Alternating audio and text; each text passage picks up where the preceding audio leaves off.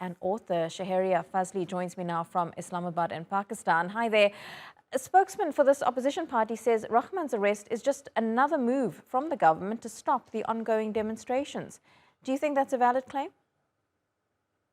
Yes, I don't think anybody places enormous faith in the government's response to unrest as being any of these arrests being fair. It's used very heavy-handed tactics in the past whenever there have been protests, whether they're protests led by the opposition, whether they're protests led by youth, politically unaffiliated youth.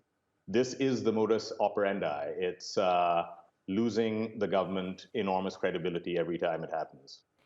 Well, the anti-government protesters are mostly made up of BNP supporters, BNP, of course, being the main opposition in Bangladesh. They're calling for fresh elections. They're calling for Sheikh Hasina to step down. But is that really likely to happen, given that the accusations, the 2018 election and even the one before that, was also rigged?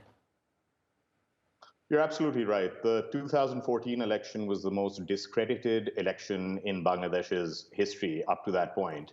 The one at the end of 2018 was even more hollow, with reports of voter intimidation, ballot stuffing, and instead of democratic legitimacy, what the Awami League has done over the last 8 years has basically tried to make a new bargain with the Bangladeshi population centered around economic performance. In other words, the deal is, we will give you economic development and security, but in return, you have to sacrifice some of those democratic rights. Now, that was a tenuous proposition to begin with. We've seen protests by, as I said, youth in 2018 demanding better governance, but that proposition became all the more tenuous during the pandemic, during this inflation due to the war in Ukraine, where now economic times are very tough and people are demanding. So in a sense that the principles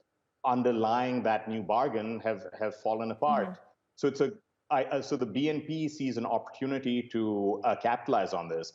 Whether they'll succeed in bringing Hasina even to the negotiating table, let alone a major concession such as a neutral caretaker regime to oversee the next election, I think it's highly unlikely.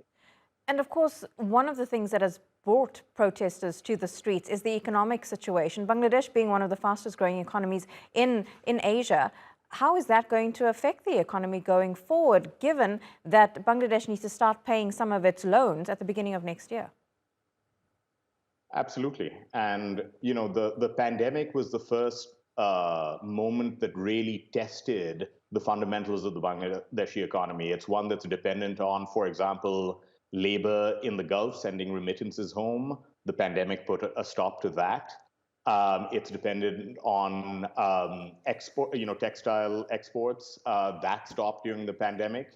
And so, although performance was pretty good for a long time, it was still fundamentally limited in the sources of economic development, and those sources have been put to the test. So I think in addition to economic trouble, if you now have political stability on top of that, and you have a government that's more focused on trying to constrain opposition, it leaves less bandwidth to handle these other challenges.